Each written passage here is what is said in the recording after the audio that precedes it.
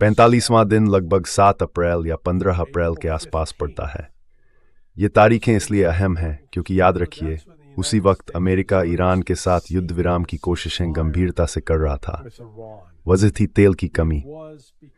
अब अमेरिका ने 11 मार्च से कुछ सक्रिय कदम उठाए थे ताकि स्ट्रेटेजिक पेट्रोलियम रिजर्व से तेल निकालना शुरू किया जा सके। फिर से बता दूं, एसपीआर कोई एक बड़ा टैंक नहीं है। ये क्या तरह एवी जेट रही है।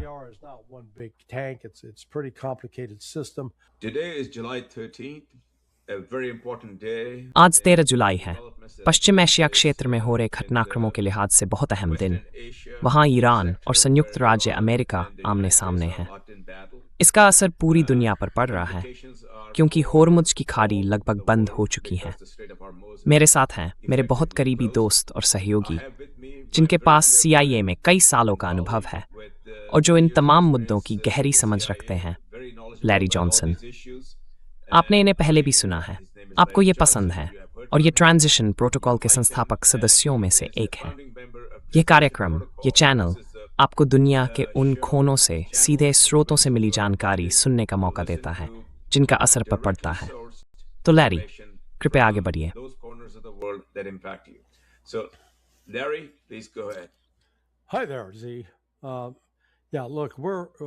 हाय जी, देखो, मुझे पता है कि करीब एक हफ्ता पहले तक हम सबको थोड़ी उम्मीद थी शायद बातचीत फिर से शुरू हो जाए और अमेरिका उस MOU का पालन करे जिस पर उसने सहमति जताई थी। लेकिन साफ कहूं तो मेरे नज़र में वो MOU अब खत्म हो चुका है। युद्ध विराम भी खत्म है और जल्द ही उसमें कोई बदलाव होने वाला नहीं है। अमेरिका ने बहुत ही नासमझी में ईरान के साथ टकराव की नीति अपनाने का फैसला किया है। सच कहूं तो ये एक ऐसा टकराव है जिसे वो जीत नहीं सकता।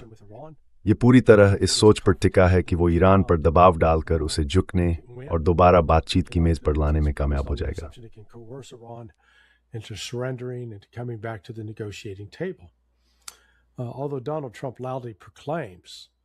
हालांकि डोनाल्ड ट्रंप जोर जोर से कहते हैं कि ईरान बातचीत के लिए गिड़गिड़ा रहा है, लेकिन असलियत यह है कि अगर हम 28 फरवरी के बाद की घटनाओं को देखें, जैसे जून 2025 की 12 दिन की जंग के दौरान हुआ था, तो दरअसल अमेरिका ही दूसरे देशों पर दबाव डालता है कि वे ईरान पर दबाव बनाएं ताकि वो बातचीत की मेज पर आए और किसी समझौते तक पहुंचा जा सके। मुझे लगता है आप जानते हैं, अमेरिका में एक पुरानी कहावत है जिसे लोग अक्सर गलत उद्धृत करते हैं।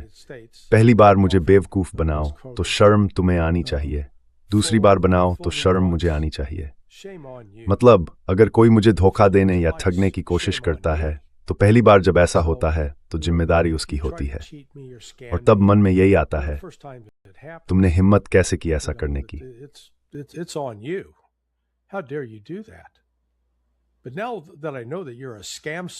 लेकिन अब जब मुझे पता चल गया कि तुम ठग हो, झूठे हो, बातों को तोड़ मरोड़ने वाले हो, धोखेबाज हो, अगर मैं फिर से तुम्हारे साथ बैठकर किसी भी तरह का समझौता करूं और तुम पर भरोसा करूं, तो वो मेरी गलती होगी। इसलिए अब से जिम्मेदारी ईरान की है। ईरान को इस बात पर जरा भी शक नहीं होना चाहिए कि अमेरिका पर भरोसा नहीं किया जा सकता। अमेरिका किसी एक भी समझौते पर कायम नहीं रहता और हम देख सकते हैं कि पिछले 1.5 हफ्ते में जो कुछ हुआ है वो इसका सबूत है। अमेरिका की कहानी ये है कि ईरान ने उन जहाज़ों पर हमला किया जो ओमानी चैनल में और ये बिल्कुल बुरे थे, ऐसा होने ही नहीं देने चाहिए। That was just outrageous. That shouldn't have been allowed. Well, excuse me, but under the language माफ कीजिए, लेकिन जो भाषा उस समझौता ज्ञापन में थी जो संयुक्त राज्य अमेरिका और ईरान के बीच हुआ था और जिस पर डोनाल्ड ट्रंप और ईरान के राष्ट्रपति पोजेश्किन ने हस्ताक्षर किए थे, उसके अनुच्छेद 5 में साफ लिखा था कि जिम्मेदारी सिर्फ ईरान की होगी और सिर्फ ईरान की। देखिए, हमने देखा है, जी तुम और मैंने दोनों ने देखा है, कुछ लेख जैसे कि institute for the study of war के लोगों के जो ये दावा करने की कोशिश करते हैं कि ये फैसला ईरान और ओमान का संयुक्त निर्णय होना चाहिए था और किसी भी हालत में ईरान को किसी जहाज के गुजरने में दखल देने की अनुमति नहीं थी। ये सब पूरी तरह मनगढ़ंत बातें हैं, झूठ, बिल्कुल झूठ। समझौता ज्ञापन बहुत साफ था, जहाज़ों के सुरक्षित आवागमन की जिम्मेदारी सिर्फ और सिर्फ ईरान की है, किसी और की नहीं। For ensuring the safe passage of ships is Iran. No other Gulf country, no other country in कोई और खाड़ी देश नहीं, दुनिया में कोई और देश नहीं, सिर्फ ईरान। और ईरान ने, जैसा आप जानते हैं, शुरुआत में ही ये बात रखी थी। ये ईरान की एक मांग थी और उसी के साथ ईरान ने एक व्यवस्था बनाई जिसे Persian gulf straight authority protocol कहा जाता है। इन प्रोटोकॉल्स के मुताबिक कोई भी जहाज जो होर्मुज जलदमरूमद से गुजरना चाहता है, चाहे वो ईरानी चैनल से जाए या ओमानी चैनल से, उसे पीजीएसए को ऑनलाइन आवेदन या दस्तावेज जमा करने होते हैं। ये आवेदन ईरान की रिवॉल्यूशनरी गार्ड कॉर्प्स द्वारा जांचा जाता है। उसमें जहाज का नाम, कप्तान का नाम, जहाज का मालिक कौन है, किस बंदरगाह से आ रहा है, गंतव्य क्या है, जहाज में क्या माल है और चालक दल के सदस्यों की राष्ट्रीयताएं क्या हैं, ये सारी जानकारी देनी होती है। and what are the nationalities of the crew. All of this ये सब एक ही मकसद से किया जा रहा है, इजराइल पर नाकाबंदी लगाने के लिए। यानी कोई भी जहाज जो इजराइल जा रहा हो या इजराइल का हो या किसी ऐसे व्यक्ति या कंपनी का हो जिसका इजराइल से कोई संबंध हो, उसे होर्मुज की खाड़ी से गुजरने की इजाज़त नहीं दी जाएगी। यही इजराइल के खिलाफ ईरान की जवाबी कार्रवाई है। तो ईरान इस मामले में सख्ती से खेल रहा है और अपने रुख पर अड़ा हुआ है। पिछले 1.5 हफ्ते में कई बार ऐसा हुआ है जब अमेरिका ने जानबूझकर कुछ जहाज़ों को प्रोत्साहित किया, एक कतर से, एक सऊदी अरब से, एक साइप्रस से और हाल के कुछ और जहाज़ों को कि आगे बढ़ो, ओमानी जलदमरूमद से निकलो, और ईरान को साफ कह दो कि मैं पोर्ट ड्यूथर्मो नहीं।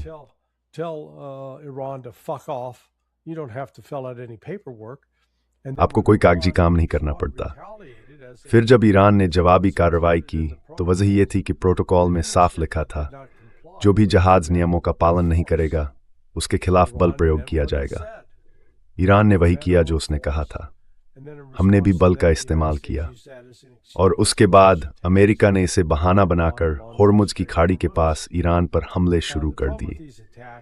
इन हमलों की दिक्कत यह है कि उन्होंने ईरान को कोई बड़ा नुकसान नहीं पहुंचाया, लेकिन ये उसकी संप्रभुता का साफ उल्लंघन है। इसके जवाब में ईरान ने, कहें तो, धीरे धीरे बढ़ती हुई प्रतिक्रिया दी है। हर अमेरिकी हमले के बाद उसने और ज्यादा ठिकानों को निशाना बनाया है और हर बार पहले से ज्यादा ताकत के साथ हमला किया है।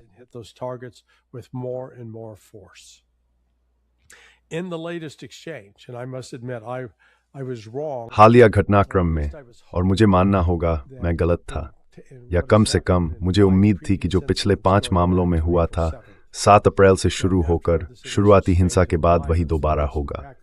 मुझे लगा था कि अमेरिका थोड़ा पीछे हटेगा। ट्रंप कुछ ऐसा कहेंगे कि बातचीत फिर शुरू हो रही है या ईरान जल्द ही बातचीत करना चाहता है, और इससे यह संकेत मिलेगा कि वार्ताएं फिर पटरी पर आ रही हैं। मुझे आज सुबह तक भी यही उम्मीद थी, लेकिन ऐसा नहीं हुआ। इसका मतलब अब यह है कि अमेरिका ईरान के साथ लगातार बढ़ते तनाव के रास्ते पर चल पड़ा है, और ईरान की स्थिति अमेरिका से बेहतर है क्योंकि 17 जून से अमेरिका ने इस क्षेत्र से अपनी सैन्य संपत्तियां हटाना शुरू कर दी हैं। Starting on June 17th, the U.S. began withdrawing military assets from the region. What the United States would now have to do to अब अमेरिका को दोबारा सक्रिय होने के लिए जो करना होगा वो है नए आदेश जारी करना, इन संसाधनों को फिर से उस क्षेत्र में भेजना। इसमें कुछ दिन लगेंगे, लेकिन इसके साथ एक बड़ा आर्थिक संकट भी खड़ा हो रहा है जिसके बारे में दुनिया में बहुत कम लोग बात कर रहे हैं। और यहाँ ट्रांजिशन प्रोटोकॉल पर हम उन कुछ लोगों में से हैं जो इस पर ध्यान दिला रहे हैं। मुद्दा है मीठे कच्चे तेल और खट्टे कच्चे तेल के फर्क का। खट्टा कच्चा तेल दुनिया भर में डीजल और हवाई ईंधन बनाने के लिए इस्तेमाल होता है। ये नहीं कि मीठे कच्चे तेल से डीजल या हवाई ईंधन बनाया जा सकता है, लेकिन वो इस पर निर्भर करता है कि रिफाइनरी की संरचना कैसी है, वो किस तरह से सेटअप की गई है। एक तेल रिफाइनरी, तेल का कुआं होती।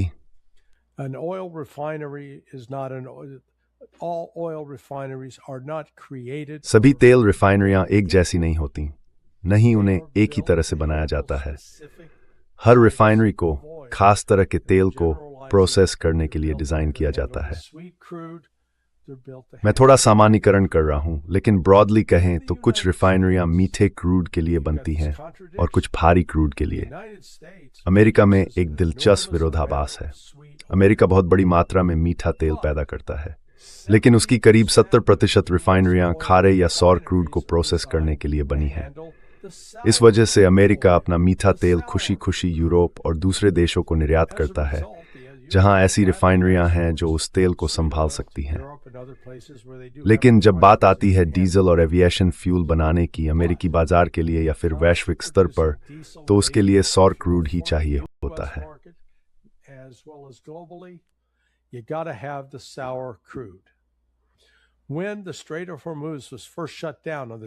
जब 28 फरवरी को होर्मुज की खाड़ी पहली बार बंद हुई, तो उस बंदी से दुनिया की करीब 20 से 25% खट्टी क्रूड ऑयल की सप्लाई रुक गई। उस समय तक संयुक्त राज्य अमेरिका अपनी कुल आयात का लगभग 10% हिस्सा फारस की खाड़ी से लेता था। इसके अलावा उसे खट्टी या भारी क्रूड ऑयल कनाडा, मैक्सिको और वेनेजुएला से भी मिलती थी। लेकिन बात यह है कि कनाडा, मैक्सिको और वेनेजुएला तीनों मिलकर भी फारस की खाड़ी से आने वाले तेल की कमी पूरी नहीं कर सकते थे। अब तेल की कमी 28 फरवरी को तुरंत महसूस क्यों नहीं हुई? इसका कारण यह था कि उस वक्त तक कई टैंकर समुद्र में थे और वे तेल से भरे हुए थे।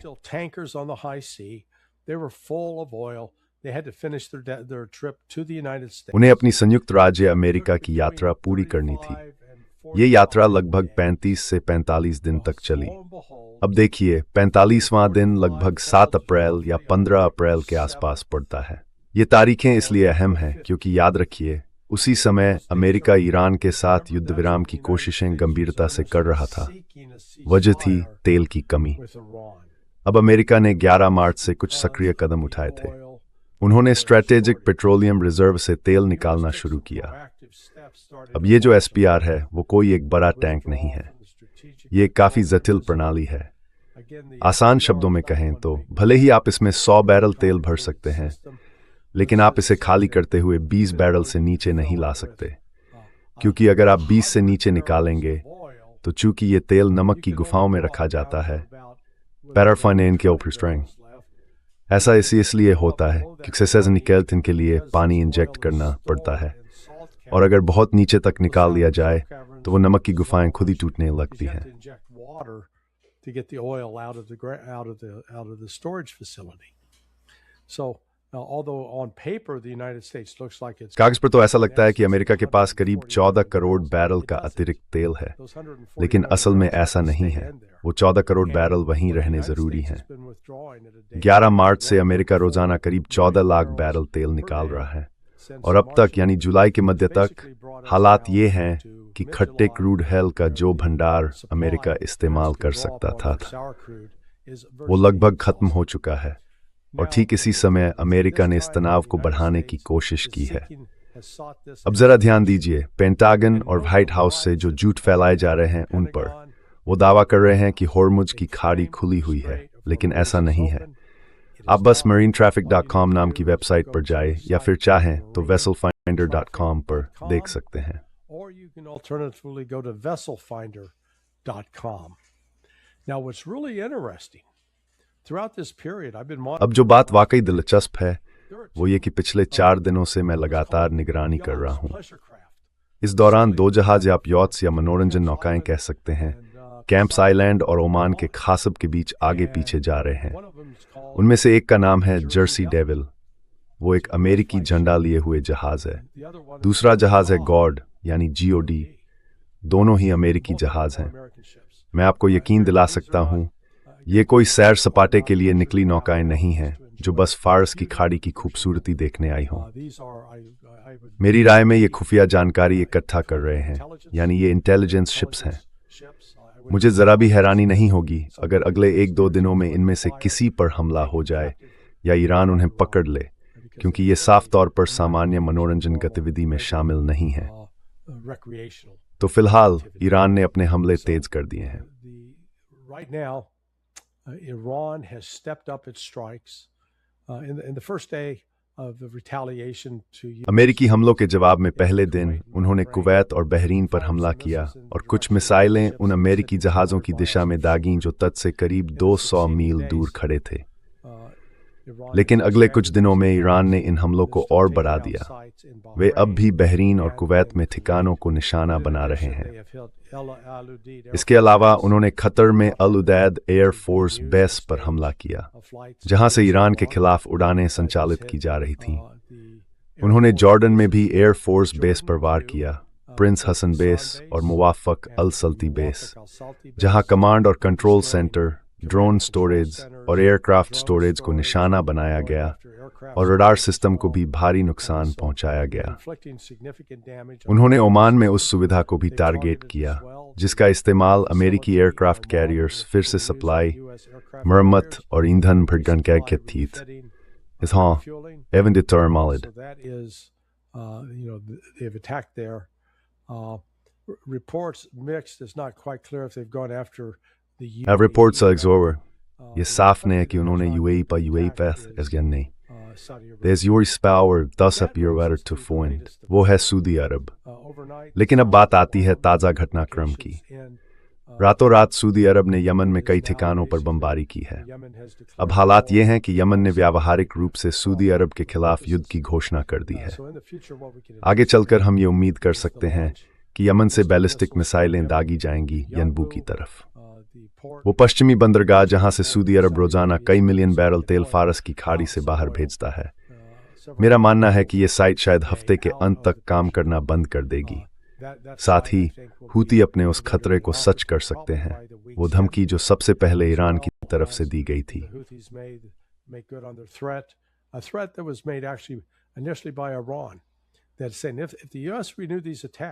उनका कहना था कि अगर अमेरिका ने ये हमले दोबारा शुरू किए तो वे हूथियों को अपने प्रतिनिधि के तौर पर इस्तेमाल करके बाब अल मंदब जमरूमदी को बंद कर देंगे। लेकिन उन्होंने एक और बात भी कही, इसे आप वादा कहें या धमकी, ये नजरिए पर निर्भर करता है। उन्होंने कहा कि वे परमाणु अप्रसार संधि से बाहर निकल जाएंगे। इसका मतलब होगा कि ईरान परमाणु हथियार विकसित करने के रास्ते पर चल पड़ेगा। मुझे पता है बहुत से लोग मानते हैं कि ईरान के पास पहले से ही ऐसा हथियार है, लेकिन उसे इस्तेमाल न करने के लिए रोक दिया गया है, दिवंगत आयतुल्लाह अली खामेनी के जारी किए गए फतवे के तहत।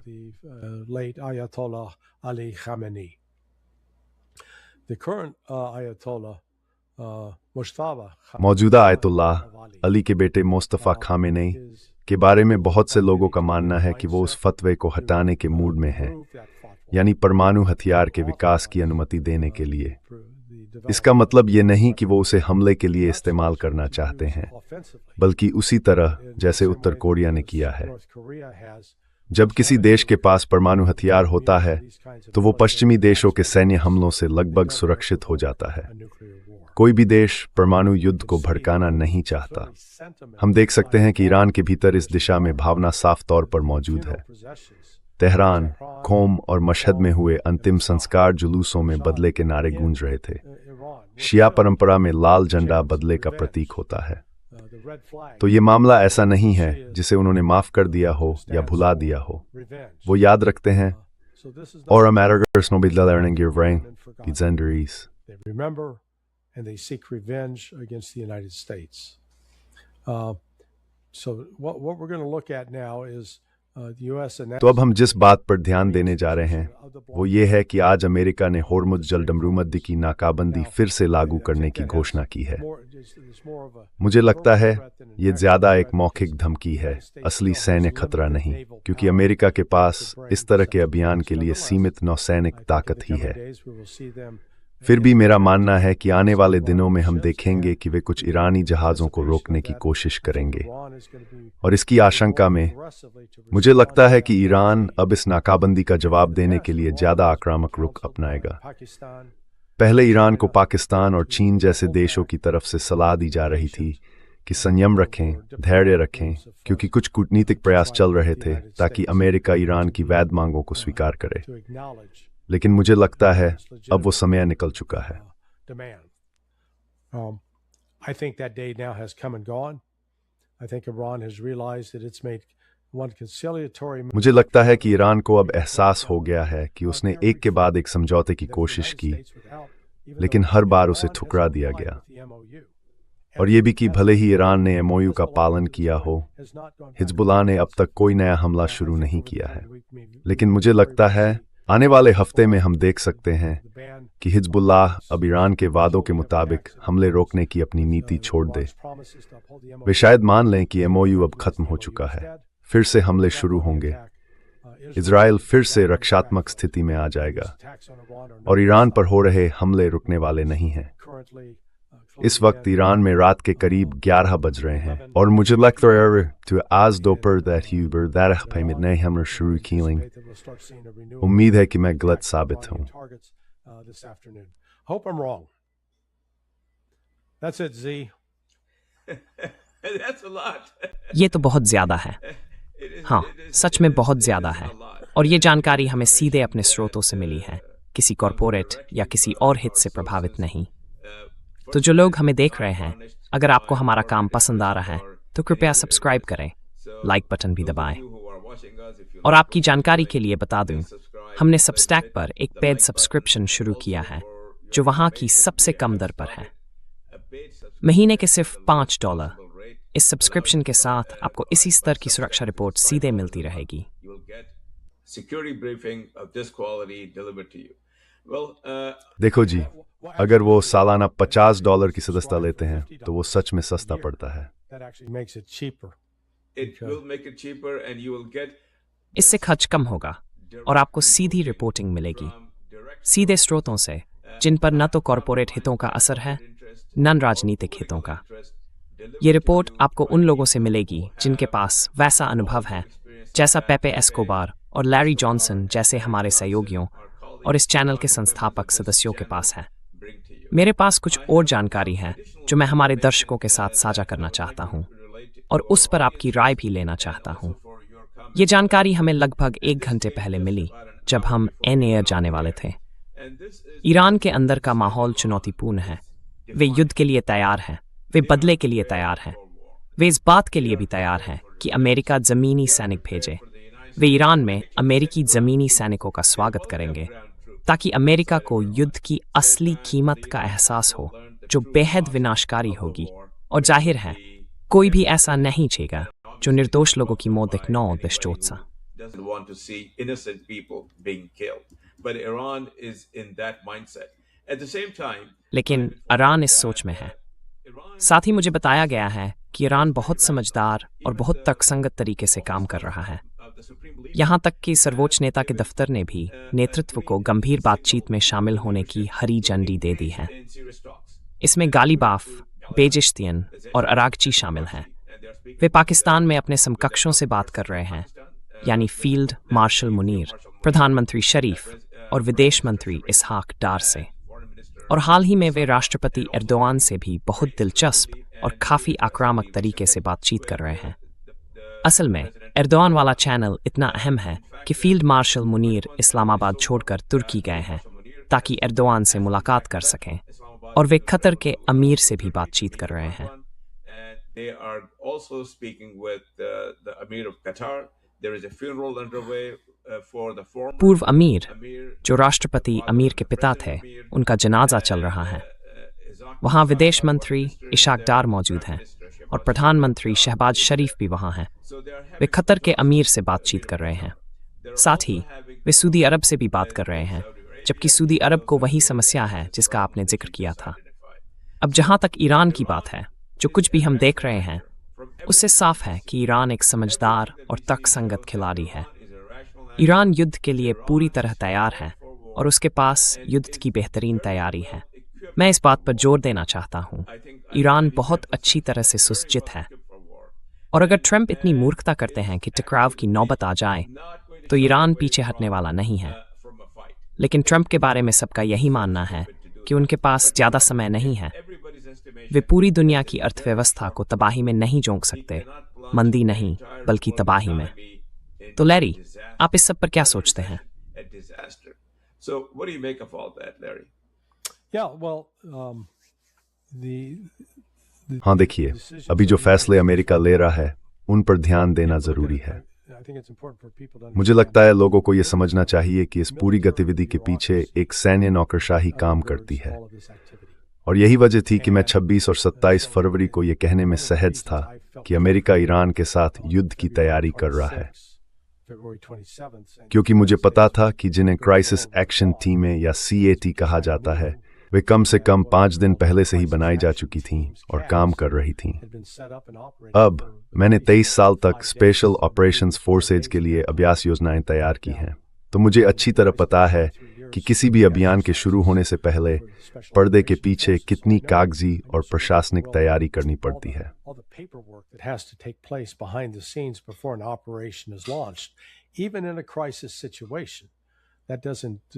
संकट की स्थिति में भी वो चीज़ गायब नहीं होती।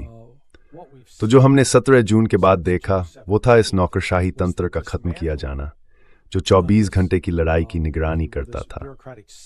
मतलब ये कि अगर आपको बड़े पैमाने पर सैन्य अभियान चलाना है तो पेंटागन में, सेंट्रल कमांड हेडक्वार्टर में, joint special operations command headquarter में और अधीनस्थ या सहयोगी कमांड्स में ये क्राइसिस एक्शन टीमें सक्रिय रहनी चाहिए। और मेरी जानकारी के मुताबिक, जैसा मुझे बताया गया, इन्हें करीब 3 हफ्ते पहले बंद कर दिया गया था। और जब मैं कहता हूं बंद किया गया, तो असल में इन्हें लगभग 4 हफ्ते पहले पूरी तरह से शट डाउन कर दिया गया था।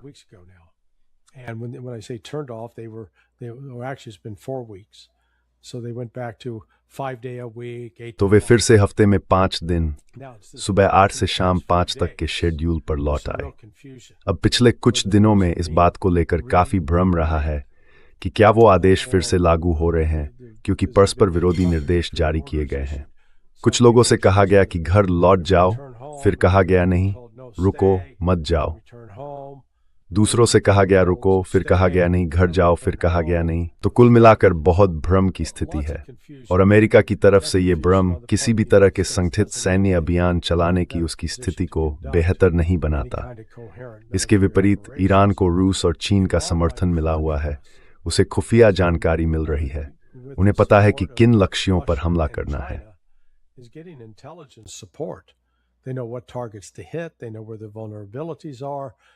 उन्हें पता है कि कमजोरियां कहाँ हैं।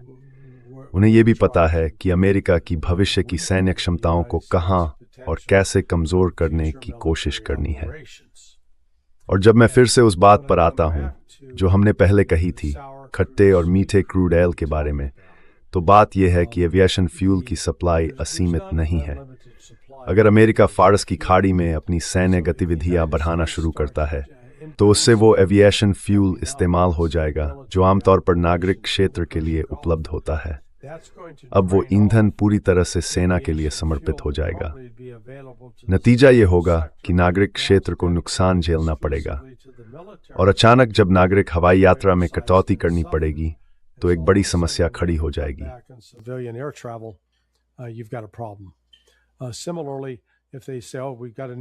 इसी तरह अगर वे कहते हैं कि अब हमें विमानन ईंधन ज्यादा बनाना होगा क्योंकि कमी हो गई है, तो इसका मतलब है कि जो ईंधन आमतौर पर डीजल के लिए जाता, उसे अब विमानन क्षेत्र में भेजा जा रहा है। तो ये आर्थिक दृष्टि से काफी जटिल हो जाता है। और यही वजह है कि मेरा मानना है, जैसा कि मुझे पता है, पाकिस्तान को लगता है कि ट्रंप आखिरकार वापस आएंगे, बातचीत की मेज पर लौटने की गुजारिश करते हुए, बातचीत फिर से शुरू करने की कोशिश करते हुए। ये शायद इसी हफ्ते के अंत तक भी हो सकता है। अगर वो ऐसा करते हैं तो वो ऐसा उस समय करेंगे जब इससे शेयर बाजार को बढ़ावा मिल सके।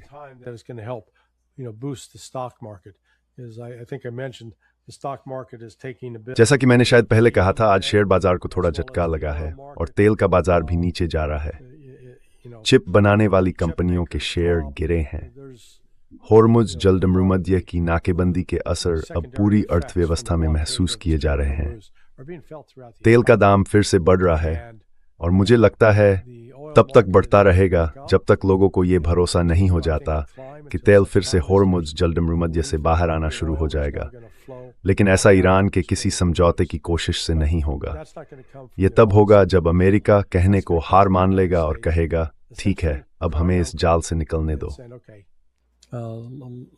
Let us get out of this trap. Well, my reporting, which is very देखिए, मेरी रिपोर्टिंग के मुताबिक, और ये बात मैं कह रहा हूँ, रिकॉर्डिंग शुरू होने से करीब 1 घंटा पहले की है। फील्ड मार्शल मुनीर का तुर्की जाना कुछ खास पक्षों के सीधे अनुरोध पर हो रहा है। ये वे लोग हैं जो फैसले लेने की स्थिति में हैं, जिनमें राष्ट्रपति एर्दोआन भी शामिल हैं। उनके बीच और कतर के साथ, जिनसे प्रधानमंत्री शहबाज शरीफ की यात्रा के दौरान सलाह मशविरा किया जा रहा है, साथ ही ईरान और सऊदी अरब के नेतृत्व से भी बातचीत चल रही है। हालांकि ईरान और यमन के बीच संघर्ष जारी है, फिर भी ये सभी मिलकर ट्रंप के सामने एक तरह का अल्टीमेटम पेश करने जा रहे हैं कि ये रहा समझौता, और ये वही है जिस पर पहले सहमति बन चुकी थी।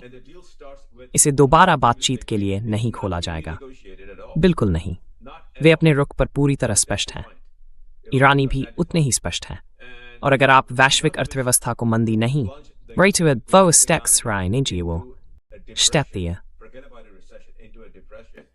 then you are welcome to come attack us.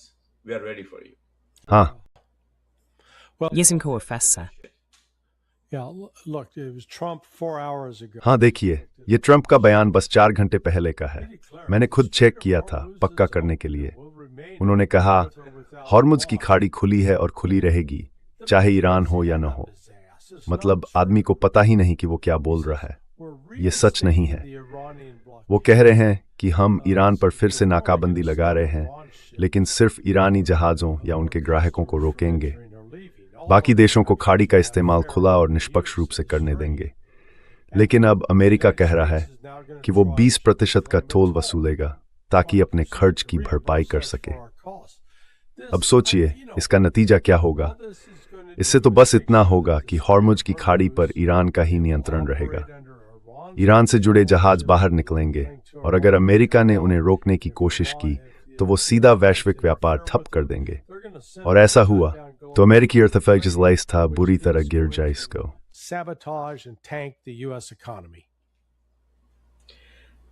Trump ऐसा कैसे कर सकते हैं? वो इतना बेवकूफ कैसे हो सकता है? लेकिन हाँ, वो इतना ही बेवकूफ है। उसका दिमाग ठीक नहीं है, वो मानसिक रूप से ठीक नहीं है। देखिए, रॉबर्ट बार्न्स ने कहा है कि ट्रंप में प्रीफ्रंटल लोब डिमेंशिया के लक्षण दिख रहे हैं। मुझे लगता है ये बिल्कुल सही है। ट्रंप अपनी ही खबरें पढ़ता है और उन पर यकीन भी कर लेता है। अब वो कहते हैं कि हॉर्मुज की खाड़ी खुली है। जरा खुद देख लीजिए, vesselfinder.com या marinetraffic.com पर जाइए। कुछ भी नहीं जा रहा है, अभी कुछ भी नहीं। आखिरी जहाज जो वहां से निकला था उसका नाम था, देखता हूं, सीफिथ। वो एक केमिकल वेल प्रोडक्ट्स टैंकर है और सिंगापुर की बॉब जा रहा है। ये जहाज है ने vesselfinder.com पर। That's the last one I see on vesselfinder.com. Well, before he signed the last MOU, देखिए, पिछली एमओयू पर साइन करने से पहले उन्होंने उन लोगों से जो इसके खिलाफ थे ये कहा था कि हमारी रणनीतिक भंडार लगभग खत्म हो चुकी है। अर्थव्यवस्था हर्बर्ट हूवर के दौर जैसी मंदी के कगार पर है, और मैं ऐसा होने नहीं दूंगा। तो अब बताइए, वो सब बातें कहाँ गईं? So, I mean, where has all that gone? Well, they put it on the back burner, but that's. Det kast mig halet det this is med repeat igen 4. लेकिन अब जुलाई के भी दिनों से लेकर अगस्त तक आर्थिक मंदी अभी तेज होने वाली और आर पर वित्तीय दबाव होने वाली। And the financial pressure on the U.S. is going to increase. Now, in the midst of all this, we should. अब इन सब के बीच हमें अपने दर्शकों को थोड़ी उम्मीद भी देनी चाहिए, और वो ये है कि पाकिस्तान, कतर और तुर्की की नेतृत्व टीमें मानती हैं कि ईरान शायद इस आने वाले हफ्ते के अंत तक अमेरिका को फिर से बातचीत की मेज पर आने के लिए तैयार हो सकता है। As soon as perhaps this weekend, coming weekend. Yeah, I think that's हाँ, ridiculous. मेरा मानना है मिस्टर जी, बात यह है कि ईरान अब अमेरिका को वैसे वापस स्वीकार नहीं करेगा। अमेरिका को खुद झुककर आना पड़ेगा, नाक रगड़कर नाकाबंदी हटानी होगी, प्रतिबंध खत्म करने होंगे और संपत्तियां तुरंत मुक्त करनी होंगी। ईरान अब ये वादा नहीं मानेगा कि बाद में बातचीत होगी। शुरुआत में ही संपत्तियां खोलनी होंगी, अभी भविष्य में नहीं। ईरान अब अमेरिका के किसी और वादे पर भरोसा नहीं करेगा। Any more promises from the United States? Agreed, Larry. ठीक है, ठीक है लैरी, मुझे वो बात ज़्यादा साफ तरीके से कहनी चाहिए थी। जब ये सारी शर्तें पूरी हो जाएंगी, तब ट्रंप खुद समझेंगे कि उन्होंने जो किया है वो कितना बेवकूफ़ाना था। बिल्कुल, पूरी तरह बेवकूफ़ी भरा, क्योंकि आने वाले कुछ दिनों में उन पर जो दबाव बढ़ेगा वो बहुत ज़्यादा होगा। अगर सब ठीक रहा तो हफ्ते के अंत तक, और अगर नहीं भी रहा तो अगले हफ्ते तक। अब जब ये सारी शर्तें पूरी हो जाएंगी तो मुझे जो सीधे बातचीत करने वाले लोगों से पता चला है वो ये है कि उन्हें पूरा भरोसा है कि दबाव इतना तीव्र होगा और जो बेवकूफ़ी और झूठ हैं वो इतने साफ नज़र आने लगेंगे कि हालात बिल्कुल वैसे ही बनेंगे जैसा उन्होंने सोचा है।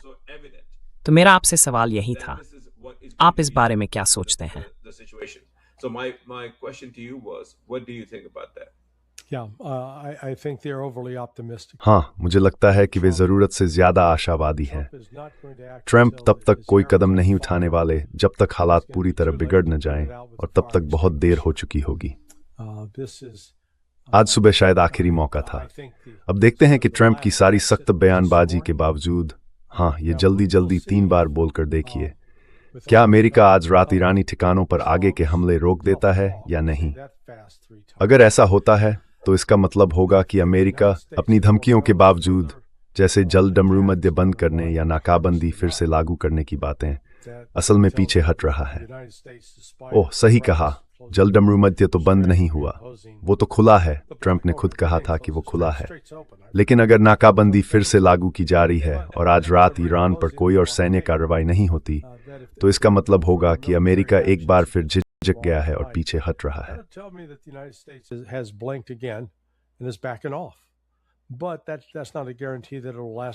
लेकिन इसका मतलब ये नहीं है कि ये 1-2 दिन तक ही चलेगा।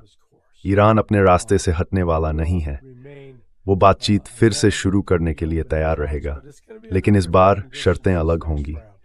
वो बिना किसी शर्त के बातचीत में नहीं जाएगा। कुछ शर्तें हैं जिन्हें अमेरिका को पहले ही पूरी करनी होंगी, आगे चलकर किसी वादे से नहीं।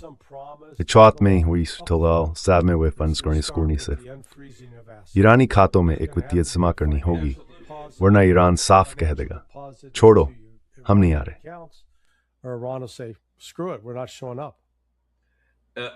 I second that, Larry. I second that. मैं भी यही कहता हूँ लैरी, बिल्कुल यही।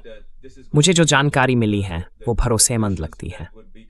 मेरा मानना है कि यही शर्तें एर्दोआन की तरफ से बताई जाएंगी, क्योंकि ये युद्ध तुर्की की ज़मीन पर शुरू हुआ था और एर्दोआन उसी पक्ष में थे। इसलिए लोगों को लगा कि जब वो ट्रंप से बात करेंगे तो उनकी बात का थोड़ा ज़्यादा असर होगा। वो कहेंगे, सबने अपनी बात रख दी है, यही उनकी मांग है। अगर आप नीचे की Hubsworth, it spreekt je vast smoren. Under you, this is what you're going to have to do. Yeah.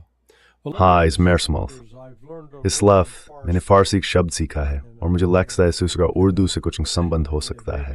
हाँ, इंतकाम।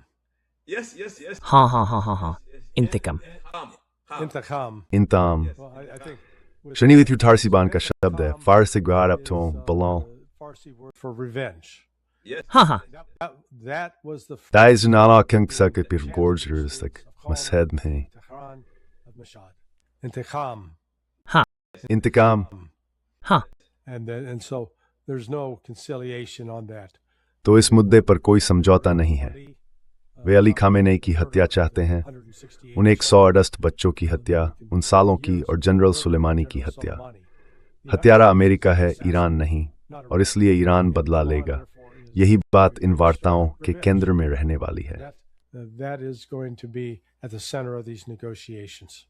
And finally, और आखिर में हालात को बढ़ाने या कम करने की पूरी कमान है। अमेरिका के पास वो नियंत्रण नहीं है। the United States is not.